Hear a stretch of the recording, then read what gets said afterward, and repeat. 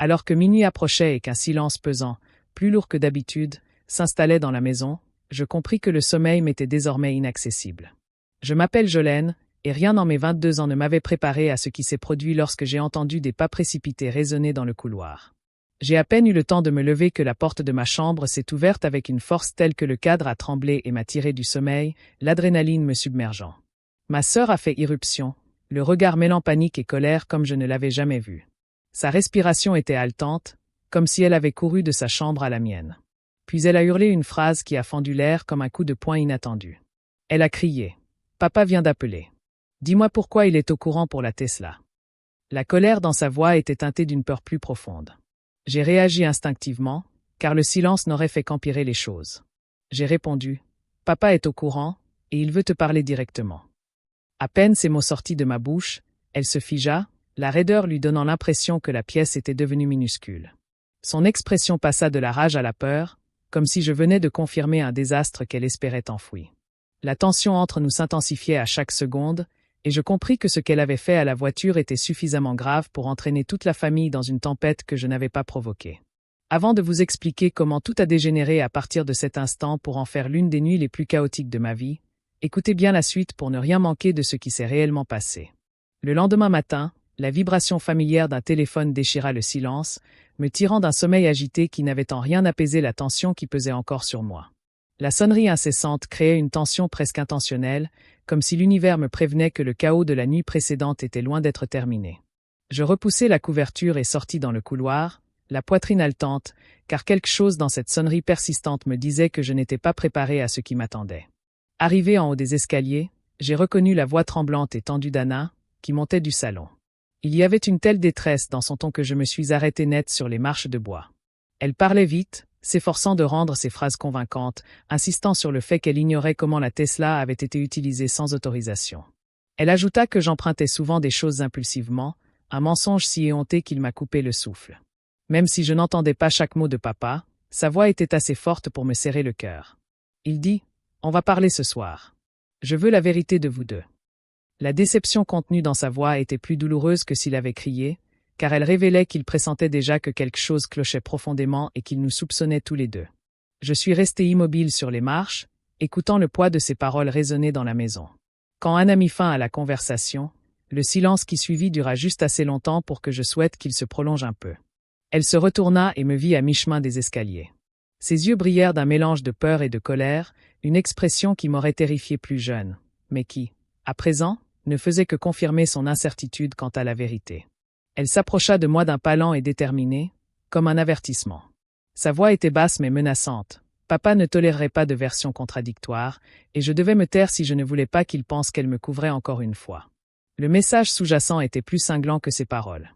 Elle affirma avoir déjà inventé une histoire qui me faisait porter le chapeau, et papa attendait maintenant de nous deux qu'on défende nos versions de la soirée. Mon cœur battait la chamade tandis que la réalité me frappait de plein fouet. Anna avait si minutieusement construit une chronologie que, sans preuve, je passerais pour sur la défensive plutôt que pour la vérité. Elle avait fait croire que j'avais conduit la Tesla sans permis. Je m'étais retranché derrière cet incident, la laissant en subir les conséquences. Son attitude m'a enveloppé avant même que je puisse réagir, me coupant le souffle, terrifié à l'idée d'être accusé de quelque chose que je n'avais même pas touché. Je me suis écarté lorsqu'elle m'a frôlé, son épaule effleurant la mienne avec une force telle que cela semblait intentionnel. Elle ne s'est pas retournée en se dirigeant vers la cuisine, mais je sentais la chaleur de son regard, même lorsqu'elle s'éloignait. Il portait une menace tacite. Si je la contredisais, tout dégénérerait irrémédiablement. Son attitude en disait plus long que ses mots, un ordre silencieux de me soumettre et de me taire jusqu'à la conversation de ce soir. Seul sur les marches, un frisson m'a parcouru. Je ne pouvais ignorer le schéma qui se dessinait autour de nous. Anna n'avait pas seulement peur. Elle se préparait à une confrontation qu'elle savait perdue d'avance si la vérité éclatait, et elle avait besoin que je joue le rôle qu'elle m'avait attribué. J'ai senti ma gorge se serrer en réalisant que la conversation de ce soir avec papa ne serait pas une discussion. Ce serait une épreuve. Et je ne savais pas si j'avais suffisamment d'éléments pour prouver mon innocence. Mais je savais que je devais essayer. Vers midi, une faible lumière glissa sur le sol de la cuisine, créant un contraste étrange avec la tension palpable qui régnait dans la maison. Je franchis le seuil avec une assurance que je ne ressentais pas vraiment, car l'incertitude qui me pesait sur les épaules depuis le matin était devenue presque insupportable. Anna se tenait au comptoir, dos à moi, feignant de se concentrer sur quelque chose de banal, ce qui ne fit qu'accentuer mon angoisse. Je pris une lente inspiration et lui posai la question qui me hantait depuis que je l'avais entendu parler à papa plus tôt dans la journée. Je lui demandai pourquoi elle lui avait menti et avait dit que c'était moi qui avais pris la Tesla sans permission. Les mots sortirent de ma bouche avec plus de calme que je ne l'aurais cru. Même si mon pouls battait bien trop vite pour que je puisse feindre le calme, Anna ne se retourna pas immédiatement, créant un silence de plusieurs secondes qui me parurent plus longues que n'importe quelle dispute que nous avions jamais eue. Quand elle a enfin bougé suffisamment pour que je puisse apercevoir son expression, son regard est resté fixé sur la table, refusant de croiser le mien. Sa voix, tranchante comme un rasoir, a déclaré que tout resterait calme si je gardais le silence, et que ce silence nous protégerait tous deux de conversations indésirables. La froideur de son ton était plus blessante que ses paroles elles-mêmes. Elle semblait déterminée à défendre sa version des faits, quel qu'en soit le prix. Je me suis senti tendu intérieurement en la voyant éviter chaque occasion d'avouer la vérité. Il était clair qu'elle avançait avec une extrême prudence, comme si elle marchait sur un fil, espérant que je ne remarquerais pas les fissures qui se formaient sous ses pieds. Elle évitait d'évoquer la veille, se contentant de vagues remarques lorsque j'insistais pour obtenir des éclaircissements. À chaque fois que j'observais son visage, un détail différent attirait mon attention. Un tressaillement près de sa mâchoire, une lueur de panique dans les yeux, une immobilité dans ses épaules qui ne correspondait pas à l'assurance de quelqu'un. Ces incohérences dessinaient un schéma trop évident pour être ignoré, et je compris que l'histoire qu'elle avait racontée à papa était un stratagème pour la protéger à mes dépens. Le silence entre nous s'épaissit tandis que j'attendais qu'elle dise quelque chose de sensé, d'honnête, quelque chose qui me rassurerait sur la gravité de son accusation. Au lieu de cela, Anna continuait de fixer un point précis sur l'évier, comme si la vérité allait se dissiper si elle refusait de regarder ailleurs. Je sus à cet instant qu'elle n'avait aucune intention de rectifier ce qu'elle avait dit à papa. Elle comptait laisser le mensonge en place sans le moindre remords, car admettre la vérité reviendrait à assumer une responsabilité qu'elle n'était pas prête à affronter. J'expirai lentement et me retirai de la conversation avant que les voisins ne l'entendent. La confronter sans preuve ne ferait que l'encourager à renforcer son récit, et je refusais de lui donner cet avantage. Je me rappelais que la moindre réaction de ma part pourrait se retourner contre moi. Alors, je me dégageai et lui dis que je n'allais pas discuter avec elle puisqu'elle avait déjà décidé de ce qu'elle attendait de moi. Anna ne répondit pas, et son immobilité semblait définitive, comme une porte qui se ferme au ralenti. En sortant de la cuisine, je sentis une atmosphère pesante peser sur mes épaules. J'avais l'impression que les murs eux-mêmes pressentaient ce qui allait arriver. La tension était si dense qu'il m'était difficile de respirer profondément, et je compris une chose indéniable. Quoi qu'il soit arrivé à la Tesla et quel que soit le rôle joué par Anna pour la dissimuler, cela faisait partie d'une tempête bien plus vaste qui se préparait, hors de notre contrôle. Et que je sois prête ou non, la tempête se rapprochait d'heure en heure. En fin d'après-midi, je sortis prendre l'air, un besoin si pressant. Les vibrations dans ma poche me firent sursauter avant même que je voie le nom s'afficher sur l'écran. C'était ma meilleure amie, Valérie, celle qui appelait rarement sans raison particulière. Je répondis, la voix encore étranglée par les événements précédents. Avant même que je puisse ajouter quoi que ce soit, elle me demanda pourquoi elle avait entendu plusieurs personnes dire que mon père avait l'air furieux lors d'un appel plus tôt dans la journée. Son ton était prudent, mais inquiet, et elle voulait savoir pourquoi il avait exigé que Anna et moi assistions à un appel plus tard dans la soirée. La façon dont elle avait formulé sa question laissait clairement entendre que la rumeur s'était répandue plus vite que je ne l'aurais cru. Je longeais lentement l'allée en expliquant tout ce qui s'était passé, depuis le moment où Anna avait fait irruption dans ma chambre la veille au soir jusqu'aux accusations qu'elle avait répétées lors de l'appel du matin avec mon père. Valérie écoutait sans m'interrompre, comme elle le faisait toujours lorsqu'elle sentait que j'étais à bout. Quand j'eus terminé, elle resta silencieuse pendant quelques secondes, ce silence changeant l'atmosphère. Finalement, elle me dit qu'elle avait besoin que je me prépare avant de me raconter ce qu'elle avait vu vendredi soir. Je sentis mon estomac se nouer avant même qu'elle ne poursuive. Valérie affirma avoir vu Anna conduire la Tesla de mon père en arrivant à la fête. Elle s'en souvenait parfaitement car Anna s'était garée près de l'entrée et était sortie de la voiture avec une expression qui laissait entendre qu'elle voulait se faire remarquer. Ce détail m'a frappé plus fort que je ne l'aurais cru, car il correspondait à tout ce que je savais du besoin qu'avait Anna de se mettre en avant à la moindre occasion. J'ai demandé à Valérie si elle en était sûre, et elle a répondu que oui, absolument. La certitude dans sa voix ne laissait aucune place au doute. Mon cœur s'est mis à battre lentement quand j'ai réalisé qu'Anna avait menti avec une assurance totale ce matin. Valérie a poursuivi. Ce qui l'a encore plus inquiétée, c'est ce qui s'est passé après la fête. Elle a dit qu'elle marchait vers le parking quand elle a vu la Tesla partir, et que la personne au volant n'était pas Anna. C'était Marissa, une amie d'Anna, et elle avait l'air nerveuse en s'engageant dans la rue. Valérie s'en souvenait parfaitement car Marissa a failli heurter une boîte aux lettres en tournant. En entendant ce détail, un frisson glacial m'a parcouru, car il correspondait à la panique nerveuse que j'avais perçue chez Anna depuis l'instant où elle avait fait irruption dans ma chambre la veille au soir. Avant que je puisse répondre, Valérie ajouta que le lendemain matin, elle avait vu plusieurs blagues dans une conversation de groupe sur la façon dont Marissa avait failli gâcher la soirée avec sa conduite imprudente sur le chemin du retour. Aucune ne mentionnait explicitement la Tesla, mais le contexte était sans équivoque. Valérie dit qu'elle ne voulait pas présumer qu'il y avait eu un accident. Pourtant, le ton des messages laissait entendre quelque chose de plus grave qu'une simple erreur de conduite.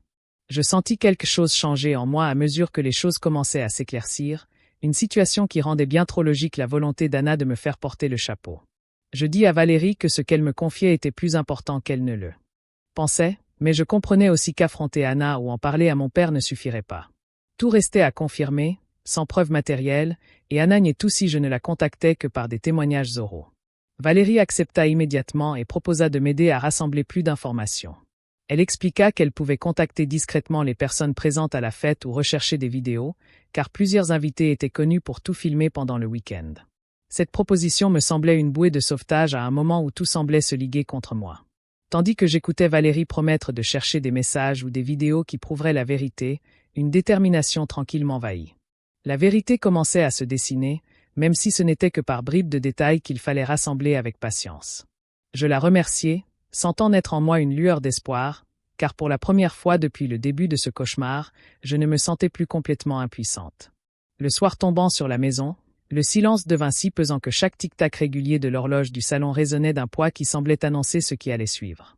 Je m'approchai de l'espace faiblement éclairé où Anna était assise, les bras croisés, comme si elle se préparait à une conversation qu'elle redoutait déjà.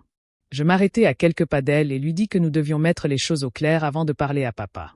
Son histoire de la Tesla ne tenait plus la route, car des détails que j'avais entendus plus tôt laissaient penser que quelqu'un d'autre était au volant. Anna tourna lentement la tête, l'irritation sur son visage accentuant la tension dans la pièce. Elle m'a demandé à qui j'avais parlé et pourquoi je m'obstinais à ramener chez nous des rumeurs stupides. Sa voix montait à chaque mot, mais le volume ne parvenait pas à masquer le tremblement sous la colère. Je lui ai dit calmement que je voulais seulement la vérité, et que plus elle esquivait une réponse directe, plus il devenait évident que sa version des faits ne correspondait pas à la réalité. Un bref éclair de panique a traversé son regard avant qu'il ne se dissimule derrière une expression hostile.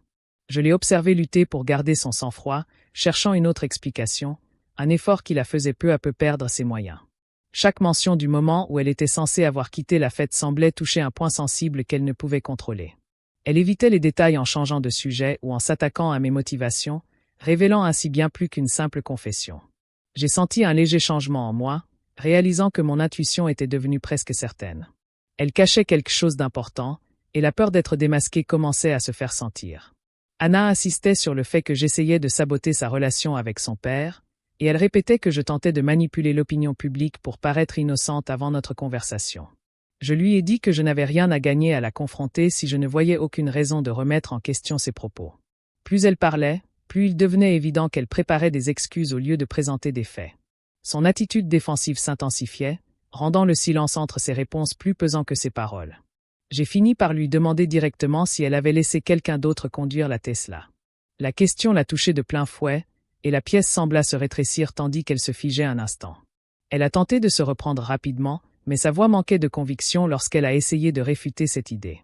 J'ai remarqué la raideur de son visage et le léger tremblement de ses mains, et ces détails en disaient long, bien plus que n'importe quel mensonge. La vérité commençait à s'imposer à elle, et elle la sentait venir. La confrontation n'a duré que quelques minutes, mais chaque seconde était chargée d'une intensité telle que l'atmosphère autour de nous devenait pesante. J'ai compris que continuer sans preuve ne ferait qu'envenimer le conflit et le transformer en une dispute destructrice. J'ai donc choisi de prendre du recul. Je lui ai dit que la conversation n'était pas terminée et que des réponses seraient nécessaires une fois tous les éléments réunis. Elle m'a dévisagé, un mélange de peur et de ressentiment, et aucune de ces émotions ne la rendait plus sûre d'elle dans la version qu'elle s'était efforcée de protéger. En quittant le salon, une certitude pesante s'est installée en moi. Valérie avait raison, et la vérité n'était plus une possibilité lointaine. Elle était proche, si proche qu'Anna la sentait approcher à chaque tremblement, à chaque regard, à chaque tentative de contrôler les événements. Je suis parti avec une ferme résolution, consciente que le dénouement avait déjà commencé et que les pièces du puzzle allaient bientôt apparaître. Alors que la nuit tombait dans son calme le plus profond, la faible lueur de ma lampe de chevet peinait à atténuer le poids qui pesait sur mes pensées. J'essayais de me concentrer sur le doux rythme de la maison, mais chaque bruit me rappelait à quel point mes efforts pour trouver des éléments concrets étaient vains. Je repassais sans cesse la confrontation avec Anna, chaque instant me rappelant sa détermination à défendre une histoire qui commençait à s'effondrer. Je fixais mon téléphone silencieux, sans rien attendre, et le désespoir s'insinuait en moi à mesure que les minutes s'écoulaient sans le moindre indice. Alors que je commençais à me résigner à devoir attendre le lendemain matin pour une éventuelle percée, mon téléphone s'alluma sur la couverture à côté de moi. La luminosité soudaine me coupa le souffle, le timing semblant trop précis pour être une coïncidence. Je le pris avec un mélange de nervosité et d'anticipation qui crispa mes mains. Le message venait de Valérie, et il était empreint d'urgence, faisant battre mon cœur à tout rompre avant même que je ne l'ouvre. Je touchai l'écran et vis une série de photos se charger les unes après les autres, chacune plus nette que la précédente, chacune montrant la Tesla endommagée d'une manière que je n'avais jamais vue auparavant. La première photo montrait le pare-choc avant éraflé et cabossé, comme s'il avait heurté quelque chose de solide. La deuxième montrait le panneau latéral légèrement froissé près du passage de roue. La dernière photo m'a retourné l'estomac. Les phares semblaient fissurés et le capot était maculé de poussière et de gravillons. Un court message de Valérie apparaissait sous les photos, expliquant que quelqu'un de la soirée les avait publiées dans un groupe privé plus tôt dans la soirée et qu'elle les avait sauvegardés dès qu'elle avait reconnu la voiture. Son message se terminait par une simple question. « Êtes-vous seul ?» avant de m'envoyer plus d'informations. Je suis resté planté devant les photos pendant plusieurs secondes, car elles confirmaient ce que je pressentais depuis le matin. Un sentiment de soulagement m'a envahi tandis que tout s'éclairait. Le comportement frénétique d'Anna, son refus de répondre aux questions directes, sa défensive qui se transformait en colère à chaque fois qu'on évoquait la soirée, et la tension palpable à la maison au moment où papa a appelé.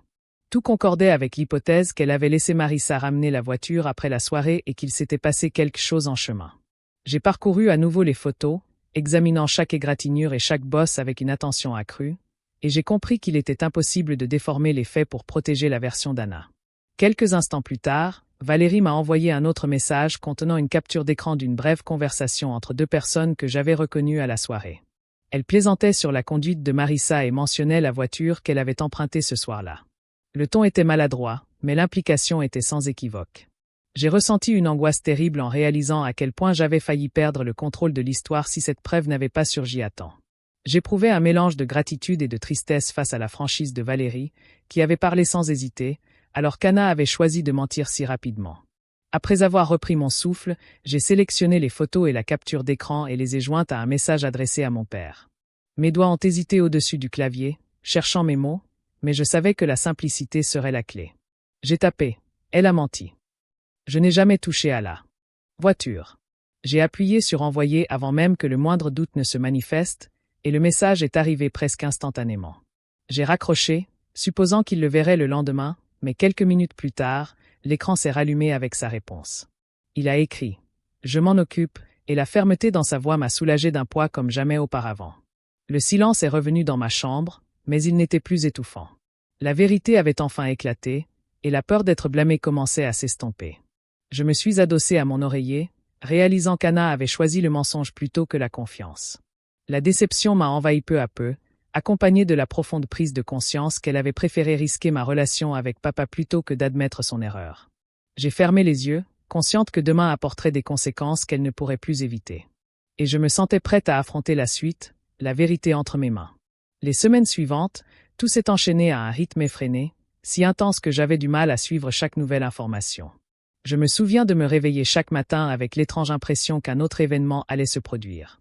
Et même si j'essayais de m'y préparer, les conséquences qui se déroulaient dépassaient toujours toutes mes espérances. Le premier grand changement survint lorsque papa appela pour m'annoncer les résultats de l'expertise de l'assurance. Sa voix était empreinte d'un poids que je lui connaissais rarement, un mélange de résignation et de colère qui se fondait en quelque chose de bien plus grave qu'une simple déception. Il m'annonça que la compagnie d'assurance avait refusé la prise en charge car le véhicule avait été pris sans autorisation, ce qui signifiait qu'il était désormais responsable de l'intégralité des réparations. La somme était suffisamment importante pour nous calmer tous les deux un instant. Et même si je n'y étais pour rien, je sentais cette pression s'installer dans mon estomac. Lorsque le coup dur financier fut officialisé, papa agit avec une détermination qui montrait clairement qu'il avait atteint ses limites avec Anna. Il annonça qu'il mettait fin à toute aide financière, y compris l'aide au logement et toutes les allocations mensuelles auxquelles elle était habituée. J'ai écouté son explication sans hésitation, et j'ai compris qu'il ne s'agissait pas d'une mesure temporaire, mais d'un changement définitif. Anna s'était appuyée sur ses filets de sécurité pendant des années, et leur perte soudaine l'a profondément affectée. Elle a d'abord tenté de négocier, puis de se justifier. Mais son père est resté inflexible, répétant que la confiance était le fondement de toute relation, et qu'elle avait choisi de la saper. Sa frustration ne s'est pas apaisée avec le temps, et chaque conversation entre eux ne faisait que souligner le fossé grandissant qu'aucun d'eux ne semblait capable de combler.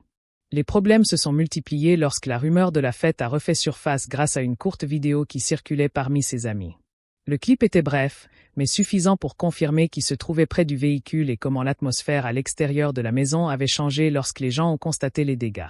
La réaction de ses amis a été immédiate et impitoyable. Les invitations ont cessé d'arriver. Les messages sont restés sans réponse, et une distance silencieuse mais indéniable s'est installée entre elle et le groupe sur lequel elle avait tant compté. Ce changement a également affecté son emploi à temps partiel, car la vidéo est parvenue à une collègue qui en a parlé à son patron. Bien qu'aucune mesure officielle n'ait été prise, la pression est devenue telle qu'elle a fini par quitter son poste pour éviter d'autres humiliations. C'était pénible d'assister à un tel effondrement. Pourtant, je ne pouvais pas feindre la surprise face à la rapidité avec laquelle les conséquences sont revenues. Le point de rupture est survenu lors d'une conversation que papa m'a racontée plus tard. Il lui a dit qu'il avait toujours cru qu'elle viendrait lui dire la vérité si elle commettait une erreur, aussi grave soit-elle, et que la plus grande trahison n'était pas l'accident lui-même, mais la facilité avec laquelle elle avait laissé quelqu'un d'autre endosser la responsabilité. Lorsqu'il a dit « Je te faisais confiance et tu as trahi cette confiance », il entendait par là la conclusion d'une relation arrivée à son point de rupture. Après cela, leurs échanges se sont réduits à de brefs messages tendus qui n'ont jamais retrouvé leur rythme d'antan. Anna s'est retirée du groupe dans un silence qui semblait délibéré, le ressentiment qu'elle nourrissait l'empêchant de reconnaître le mal qu'elle avait causé. Quant à moi, j'ai gardé mes distances, car je savais que rester proche me replongerait dans des conflits qui n'étaient pas les miens. Je refusais de porter le poids émotionnel de ces décisions ni d'en subir les conséquences. J'ai donc choisi de préserver le peu de paix qui me restait en prenant du recul avant que l'amertume ne s'installe dans ma vie. La maison semblait différente ces dernières semaines, plus silencieuse mais aussi plus pesante, comme si les murs eux-mêmes sentaient que rien ne retrouverait son équilibre d'antan. Je savais que nous avions franchi un cap irréversible. Et même si la vérité avait enfin éclaté, notre famille était à jamais transformée.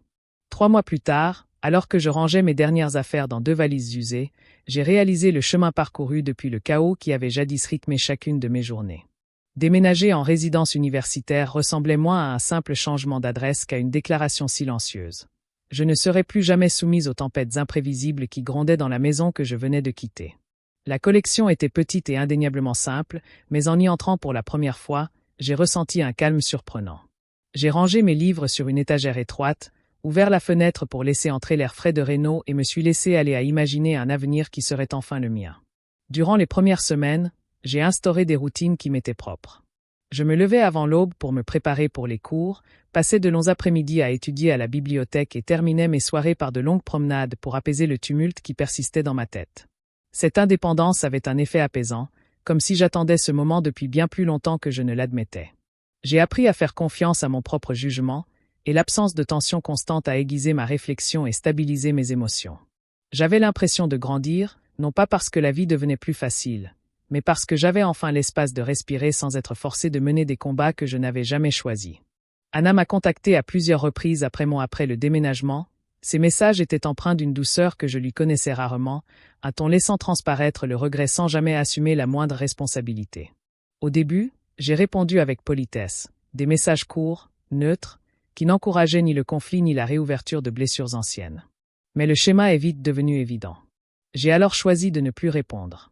Maintenir le contact n'aurait fait que prolonger les mêmes cycles dont j'avais mis tant d'efforts à me libérer. Elle n'avait pas changé, et je n'étais pas prêt à sacrifier la paix que j'avais enfin retrouvée pour une nostalgie qu'elle n'avait jamais méritée. Le silence est devenu la frontière qu'elle ne pouvait plus franchir. En m'enfonçant davantage dans mon nouvel environnement, j'ai commencé à comprendre quelque chose que j'avais ignoré pendant des années. Les familles ne se brisent pas soudainement dans un seul acte catastrophique. Elles se fissurent à travers une succession de petits choix, surtout dans ces moments où la vérité aurait dû être dite mais ne l'a pas été. Le chaos ne surgit pas sans avertissement. Il s'installe lentement, pendant que chacun détourne le regard. Protéger ma paix signifiait accepter qu'il n'était pas cruel de prendre de la distance, mais nécessaire à ma survie. L'éloignement n'a pas effacé l'histoire, mais il m'a permis de récupérer des parties de moi-même qui avaient été étouffées par ses décisions. Partir avant d'être englouti plus profondément dans son chaos fut peut-être l'acte de préservation le plus important que j'ai jamais posé. Toutes les histoires ne se terminent pas par une réconciliation.